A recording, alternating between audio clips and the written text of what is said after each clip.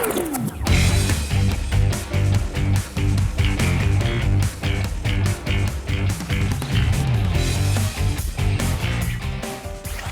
up on Dub Zone, a grand final rematch ends in a stalemate as Sydney FC counts the cost.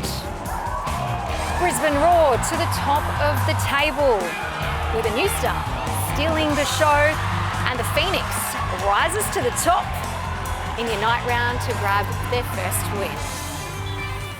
Hello and welcome to Dub Zone. I'm Amy Duggan. It's a pleasure to be back here and joined by a couple of legends, including Sydney FC midfielding maestro Teresa Polias and Cannuli, our former Matilda turned super coach and analyst. Great to have you both here. What a fantastic weekend. All 12 teams in Sydney. And Kath, what caught your attention the most? I think for me, just seeing Tamiki Yallop break that record at Brisbane Roar. She's been such a key part of that team and, has been there for such a long time. She went off and she's had a stellar career overseas and with the Matildas, and to see her back in this Ninja A-League and breaking these records, and I'm sure she's still got many more years in her as well. And you can see here on the screen that goal that she scored on the weekend, that is such pure mix, that she's got that in her locker, and to see her pull that out on such a milestone game, it was just beautiful to see. It was a fantastic goal, and what a way to break the record as well. A good win from them, and we'll have a chat about that a little later. I think it's a little yellow corner that caught your IT, is that correct? Yeah, definitely the Phoenix got their first win, so that was a highlight for me after, they put in a lot of effort and were creating so many chances game in, game out, and finally paid off for them. So it was great to see them celebrate with the little corner there. Yeah, and we'll dig into that one in a little moment as well. But we did start with a grand final rematch, which actually ended in a stalemate. Knowles, which team came off the field happier, do you think, after this one? I think both of them would be pretty disappointed, to be honest. I think both of them had created plenty of chances to be able to run away with the 3 points. I think both coaches would be quite disappointed that they didn't get more out of the game. And, we know that football is a game of 2 halves, but it was great to see Sydney FC back firing and really energetic in this game as well. A few more changes to the starting lineup, T. Not quite the win they were after, but 1-1. No, I think Sydney will be happy, considering they had a good hit out and have found a bit of form and improved in a lot of areas. So although they drew the game, I think they'd be happy with the performance going forward. And Mackenzie Hawkesby would be happy hitting the back of the net as well. Yeah, and you could hear her saying, that's what I thought. So a good response from her, to be honest. She seems to step up in games like this. She was the player of the grand final last year. She sure does, and she's been a great contributor to this league. She's been consistent in the league. She's probably been one of the best players in this Ninja A-League as well over the last few years. And I'm sure that she'll be very disappointed that she didn't make the Matildas extended squad. And I think this performance was like a big, this is what I've got. I'm still here and I'm looking to get that call up again. Would you have put her in the Matilda squad too? Absolutely. That's the first name I looked for, and I know Mackenzie, she's a confidence player too, so it was pleasing to see her come out firing and, not that get her down. There was another blow though for Sydney FC with a suspected ACL injury to Hannah Lowry. Horrible news. They're never nice to watch, are they? Not at all. Almost the first casualty of the year. Yeah, still waiting on the results, of course. Yeah, a slip really that resulted in what we think would be the ACL injury for Hannah. Really devastating to see.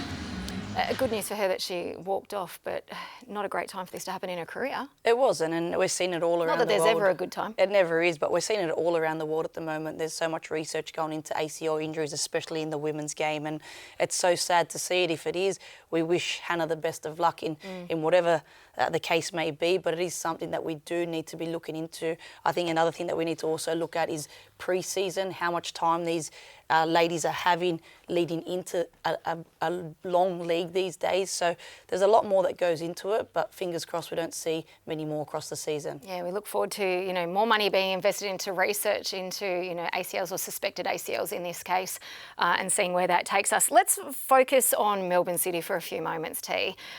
Not the same team that we've seen in years past. Yeah, not the same team. Look, a lot of teams have had that turnover, and Melbourne City are the same, and I think the last 2 games haven't been their best, but they still push for chances. They counter-attacked really well. There was just no end product. You saw them pushing Otto on at the end. They went for it. It just it just didn't fall for them in the end. But it was a great game between the two heavyweights, really. It was. Both teams, tried to play football, and we know that Melbourne City has a style of wanting to try and play football. You can see in majority of the games that they are keeping, high possession in games. But it is also tough when you go from Dario, we go from Father Rado to Dario, which is a very, very similar style of play. And then obviously Dario leaving and Michael now coming in and wanting to put his spin on this team. It'll take a bit of time for them to gel. It does, and he's going to want to do things. There has been a little bit of a change in personnel as well, but I think given them time, you can see the style of football that they are trying to play. It might just take a little bit of time for them to get into that momentum. I still feel like the bar has dropped a little bit because they were so solid for, their first years in the league, back to back to back to back. And it's not that they're not doing well. They're second on the table and they grand finalists from last year. They just seem to be missing an edge. I think, look, there's obviously different perspectives to the team. They have had a little bit of a change in personnel as well. They've got a couple of youngsters that have come in. You've got Alexia Apostolakis as well that's on the right-hand side that, she's, I think, a great addition to the team. I think she's a great young talent. You've got Carly Rosbach and that has struggled a little bit from injury on the left-hand side. But I think moving forward, you've got the likes of still Rihanna Polosina that's pulling the strings in that team, and she's a quality talent as well. But I think overall, I think it's just going to take them a little bit more time to get into it. Again, we talk about the shortage of pre-season as well. They've got the ACL coming up as well. So much there's on the so plate, much going on in that squad. Never too much football. Never too much football.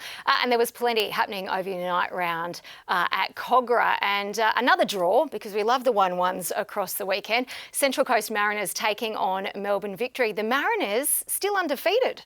They are, and deservedly so. I think they're just so organised. They're hard to break down. And a team like Victory with so many stars and such a technically good team, they didn't really have any answers. You can see this strike here from Annalise Rasmussen. It's so great to see a product of the Central Coast Mariners academy that's coming through. And she's improved so much, hasn't she? And someone that's close to us, Dan Barrett, that's spent a lot of time with these youngsters coming through, and to see her, get rewarded and get another start and get on that team sheet is fantastic to see. But I think Victoria are very lucky to come away from a point from this game. I think it was very, very lucky for them. And I think Central Coast Mariners, once they did lose Isabel Gomez, I think they started to struggle and they started to lose a bit of shape in that midfield as well. Because they have beaten Sydney FC, Western United, Melbourne City, and now a draw, of course, with Victory as well. You're at training recently. What's different there this year? I was actually on holidays and thought I'd give Emily Husband a call and pop into training. And I think for me, watching training from the start to the beginning, you can see how bought in these players are. They're so focused. They weren't concerned about the results, and they had some big results leading into this round as well, and probably looking a lot better than what they thought that they would probably look at this point as well. But you could just see the concentration and the way that they bought into, Emily Husband and the whole support crew, the coaching staff. Everybody knows their roles and responsibilities, and you could actually see how that is transferring onto the pitch, especially in defence for me. Looking at the Mariners, the way they set up, and they've actually created a lot of chances as well from defence and winning the ball and actually progressing the ball forward. A headache that Emily Husband will have is the Izzy Gomez injury. Scans have happened, but we're not sure where that one landed yet. Yeah, we don't know what the case is with Izzy, and she's such an important part of this team, obviously. But I still think, anyone that comes in, there's so much buy-in in this squad that, anyone that steps in will do a job for that team. I don't think, although she's a massive player for them, I don't think they rely on just one player, and that's the beauty of the Central Coast setup. But we talk about the Victory on his injury here, just a real heavy challenge. She'd already copped a knock, obviously, early in the game in similar circumstances. Wider leg stance, hitting the inside of the knee. You always worry about a medial in those, not necessarily an ACL injury. But scans haven't been conclusive yet. But she's been a big key component to how well they've been playing this. She has, and like I said, they're a whole system, and there's just so much buy-in. But she's a tough player. I think she'll bounce back. Hopefully it's just a heavy cork or something minor like that, and she'll go into camp hopefully and just kill it on the national team. And you can see when she plays, Izzy Gomez doesn't shy away from a tackle, and you can see now because they had recruited Taylor Ray as well, which allows Taylor to come into that more of a defensive midfielder role, and then allows Izzy Gomez to push on forward. And they've got that partnership with Bianca Garlich as well. But seeing Izzy play further up the pitch. I think it's actually exciting. It suits her, doesn't it? We haven't seen much of that. We're used to seeing her hold that 6 position, but she's scoring goals and creating. Bombing on. It's really exciting to watch. Let's talk about the other team on the pitch, and that was Melbourne Victory, because this one ended 1-1, of course. So a fairly solid performance from them. But are they getting the most out of their stars, T, do you think? No, look, to me, what stood out, I wrote down turnovers. Like, these players are such great players, and they were just turning the ball over, so easily at times. And, you've got to give credit to the Mariners as well. The setup probably forced a lot of those turnovers, but I'm sure the Victory went away thinking, we need to improve. This is not the best that we have. Some questions over Rachel Lowe, perhaps, and her performances. Alex Chidiac giving away a lot of possession in this one, but Rachel Lowe scored 12 goals last season and hasn't been able to find the back of the net yet.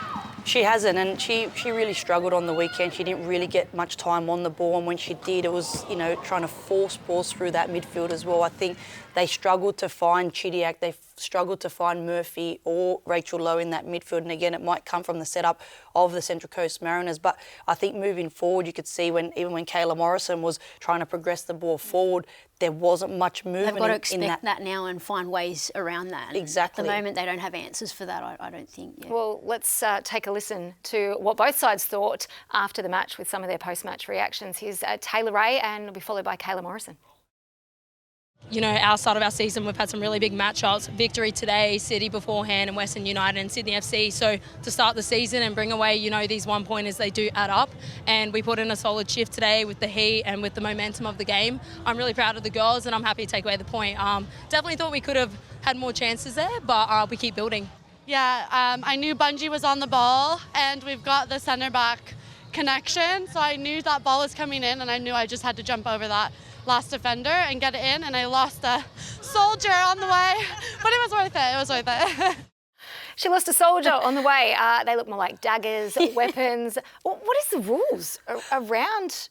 I just recall having to clip my nails before games after the ref checks, but obviously that's I don't know how she got away with playing with those nails. They're absolute weapons. I was going to say, the only way you lose a nail like that is from grabbing a shirt, Definitely. I'm pretty sure. Ref So it missed speaks volumes, doesn't it? Yeah, definitely. Yeah, all right. Well, maybe we'll see the referees checking fingernails before the game next week. But let's move on to Adelaide and the Phoenix. And T, I'm going to come to you because I know you were super excited to see Phoenix get their first win. Yeah, look, very pleased for them. They've really been creating a lot of chances in games, and Paul Temple's got a great style of play, and you could just see the energy they brought. They didn't get down about past results. They just went out, did a job.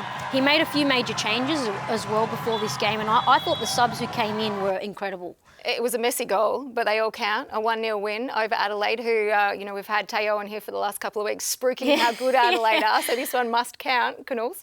It sure does. Every point counts, and I think the Wellington Phoenix would have been ecstatic with that first 3 points of the season. Again, I think that they do play a great style of football. I think Paul Temple has that team organised super well, and coming into multiple season, that also helps. And you can see the fans here on the screen where, what a great fan base. These guys follow this team, the men and the women around, and it's just so great to see the support that the women's team is getting. But, it's a great reward there with the 3 points. They also stayed in Sydney for the week as well, which would have helped a hell of a lot, staying here, not travelling back and forth. You don't realise how tough that travel is going back and forth. Yeah. I think he mentioned they were using the heat chamber and going from 18 degrees to 30, so it would have helped in that regard too, physically. So grinding out the win, and the only thing we can ask for is that the little yellow corner becomes a big yellow corner, I guess. Adelaide United, a little bit of a reality check. As I said, they've been on a roll, back-to-back wins. This will stop them right in their tracks. Of course, and that's what this league brings as well. I think every game that you go into, whether you're at the top of the ladder or at the bottom of the ladder, it's a tough game. It's always going to be a big challenge to try and get points out of any round. And it's great to see Adelaide United really, firing again. I think a big part of that is Fiona Wirtz. I think she had a disappointing season last year, moving to Sydney FC, and to go back to Adelaide United where she feels most comfortable. And I think she's really started this season with a bang. And I think she's a key.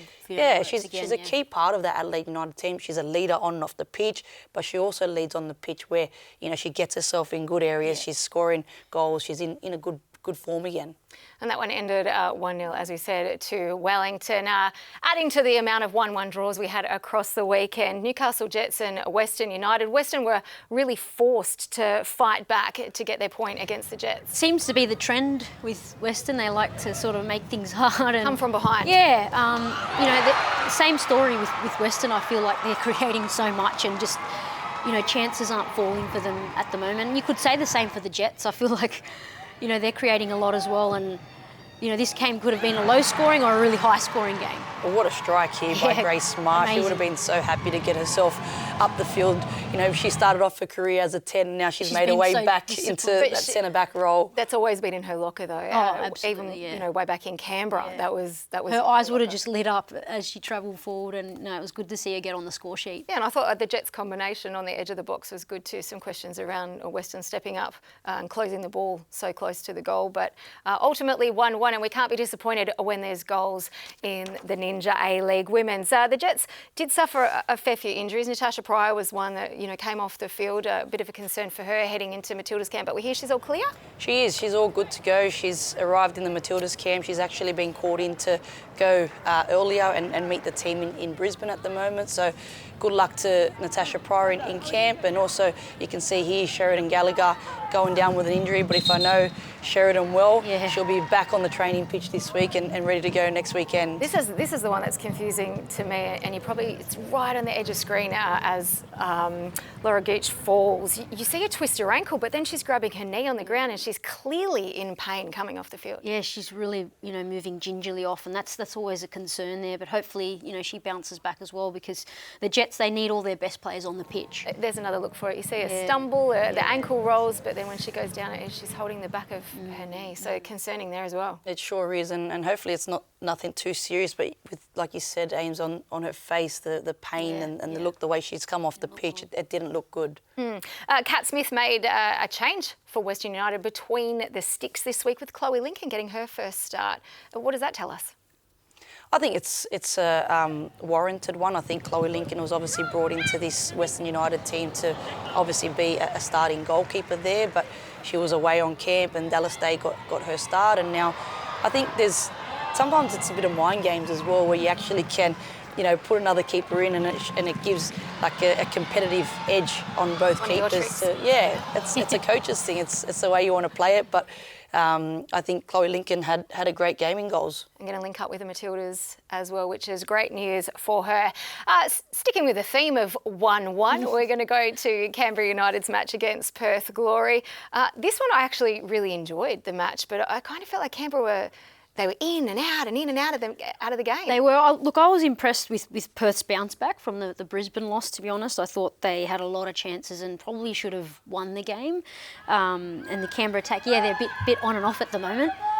A cracker of a goal, though, from Mary Stanich-Floody, an absolute belter. She's just been incredible this season. It's great to see her flourishing, and she hit it first time. Like that, the technical ability to do that. This is the Perth goal. Sneaking in. Great goal there by Dalton as well, and I think get that shot away. But here's the Stanich-Floody one, and hit that first time. She scored 2 peaches this season. She's orchestrating things for Canberra. Her link-up play with Heyman's been wonderful to watch as well. So the move has done her well. Absolutely, yeah. She was sitting on the bench at Sydney, so she's made that move and it's paying off. But it's also a massive move for Stanich-Floody as well, because as a youngster it can become very, very easy. You can see here the girl's got quality, especially in technical ability. I've watched this girl, I've coached this girl. You saw her from young, she's an absolute talent, and to have the maturity to be able to, you know, step away from Sydney FC, a winning team. You know, you've got all the bells and whistles there to be able to move to Canberra. Different lifestyle, go and live on your own. That for me shows big qualities in a footballer and in a person as well. Last season, she's announced herself in playing a little bit more. This year, you can see how much more comfortable she is, and to see the partnership between her and Michelle Heyman, I'm sure Michelle's taken a mentor role as well with her in helping her along. But I think this girl's got a big future, and one thing to actually be worried about as well is that she can actually qualify for an Irish passport as well. So we need to sometimes be careful now with, you know, the way women's football is opening up around the world. She is eligible to play for Ireland. So her brother's over there at the Her brother is over there at the moment. Wow. He's got the Irish passport, so There you go. we just got to be careful. One and to make sure keep that your we're eye nurturing. on. Yep, One to definitely. keep your eye on. Casey Dumont also started coming back from her AFLW stint with Hawthorn. Right move to bring her straight in? Oh, look, for me as a coach, I think it's a tough one, right? Because there's been another keeper in there playing. As long as everything's been communicated and, you know, it's been executed in the right way, but how do you leave someone like Casey Dumont out of a team? You know that, you know, you need to win games, especially early on in the team. And Casey's got so much experience in this league and she's a quality goalkeeper. Yeah, and I think, you know, the match before, I think there were a couple errors from Templeman too, so that sort of opened things up for Casey to step right in. Well, Canberra United faces the Mariners next weekend. If that's not enough to whet your appetite, I don't know what is. This will be a cracking clash with a couple of big combinations. Mucking Michelle Heyman out of the game, the imports for the Central Coast, but will they have Izzy Gomez? We'll have to wait and see. That one coming your way on 10 Play or Paramount Plus at Industry Group Stadium. Kick-off for that one, 4 p.m. on Saturday. Rounding out the Unite round was the Brisbane Roar's thumping win over Western Sydney Wanderers. And what a way to do it, with Tamika Yallop breaking the record and getting on the score sheet. But there were a couple of other stars for Brisbane too. Absolutely, you can see here the first goal from Hayashi. She played the last few years in the Queensland NPL as well, and I think that's a credit to Alex Smith. He did spend a lot of time in that space and he has gone out and recruited players that do fit his style, and I think she's been a fantastic addition to this squad. She has, and you can see in build-up going forward, she's always side-on, looking forward. Long balls always hit that spot, and what a goal that was. Just Great little bit of individual play there by Pringle. They're just so entertaining to watch, Brisbane. Yeah, sliding it in there to round out the numbers. 4-0, as you said, Momo Hayashi picking up a double in that one. The concern here is obviously the Wanderers as well, but this is Momo Hayashi and her double. Unbelievable to think that for 5 or 6 years she was just playing on the Gold Coast. How many other gems? I mean, hat off to Alex Smith, yeah. right, for you know, getting out there and recruiting an absolute gem. Absolutely, and they've got Tish Woods as well, who's also come out of the been NPL, and I think brilliant she's too, been brilliant yeah. as well. And Absolute again, standout. this is what happens when you've got coaches that, you know, have been around the league for a little while and have the time and the recruitment that goes into it in the off season, and I think that's very, very important. And you can see everybody that he's sort of picked for this team is that it's actually been pieces of the puzzle from picking up from last season, where he's adapted his style and been able to pull players in to be able to do that. And it's paying off. You can They're see at the that. top now. So They are. They are on top of the table, that's absolutely right. And the Wanderers languishing right at the bottom. What is going on here? And it doesn't get any easier. They take on Melbourne City next week. That one coming your way. Kickoff from 2:15 on Saturday. The Wanderers, they're in all sorts. Yeah, look, you know, from the start of the game, they were thereabouts, you know, possession-wise. I felt when Brisbane did score, it took the wind out of them. You know, they are building up. They're getting into the front third. You know, their front third entries were almost equal to Brisbane's in midway through that second half, but there's no end product. They seem toothless in that final third.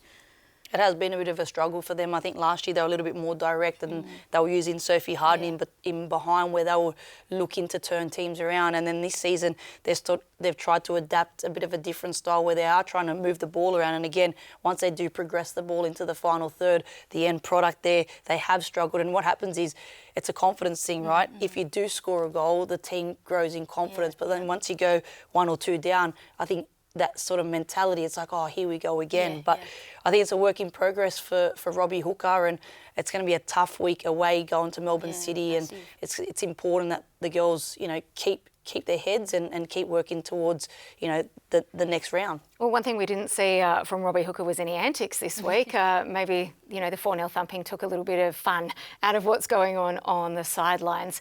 It is a big week for Brisbane Roar and for the league, I think, in itself, you know, bringing players through, because that's what it's all about. Clare Polkinghorne will retire this week in Brisbane from the Matildas and also from football, but she started back for the Brisbane Roar and has many moons ago been there, and I thought it was a fitting time to have a chat about Polks and her impact, not just for Brisbane Roar, but on Australian football. When you think of women's football in Australia, like, she's one of the images that pops up. She's just so synonymous with the game here and always a tough competitor. you know, always made it the game have that extra spice when you were up against her. And yeah, we're farewelling an absolute legend. And So 152 games through the Brisbane Roar, and after 18 years with the Matildas, 167 appearances. She obviously announced her retirement some time ago, and her final appearance in the green and gold will be on November 28, fittingly in her home state, Suncorp Stadium in Brisbane. It's so beautiful to see Polks be recognised, and it's great that she can do it in her home state in Brisbane. But what a legend of the game she is, and you used to hate playing against her. I did have one season at Brisbane Roar with her, and I've got to say she's always the most professional person on and off the pitch. What you see is what you get with Polks. So level-headed. Yeah, from day one when she was a youngster coming through to now to the end, there hasn't been much change in her. She is what she is, and I'm hoping that we do keep her in the game and she plays some sort of role to be able to give back to the next generation. Yeah, I think that'll be echoed right across the panel too. We'd all love to see Polks staying in the game. And what about that team that was surrounding her? It was almost like spot the non-Matilda. You had, Mel Andrietta coaching, you had Gil, Nick, Yallop, I think KK, Rasso, all part of that squad. But from all of us here, Polks, congratulations on an amazing career, and we all hope to see you stick around football for many years to come. Sticking with the ladder, let's have a look, because it is the Brisbane Roar sitting on top with 9 points, followed closely by Melbourne City, and then third and fourth positions being held by Victory and Canberra United. And then down the bottom, I think them two teams we need to worry about. Wellington Phoenix only just picking up their first win this round. And Western Sydney, they are languishing. They are languishing. Does it tell us anything else, the ladder? Or is it about right? I think at the moment it's about right, and I think it's still early days. We know that we have a long season, and it's not about the horse that bolts first, So I think it's important that, we do look at this ladder, but it's still early days. Agreed. It's not like the old days where it was almost halfway through already. We've got a long season now, lots of football to come up, and I don't think anyone's panicking just yet. Yeah, plenty more football to come, of course. A split round 5 over the next fortnight, but we do have Canberra and the Mariners and City taking on the Wanderers coming up this Saturday. A big thank you to Cath Cannuli for joining us for the first time this year on the panel, and as always, T, a pleasure having you here as well. Enjoy your football across the week and the weekend, and we will see you here next time. Goodbye.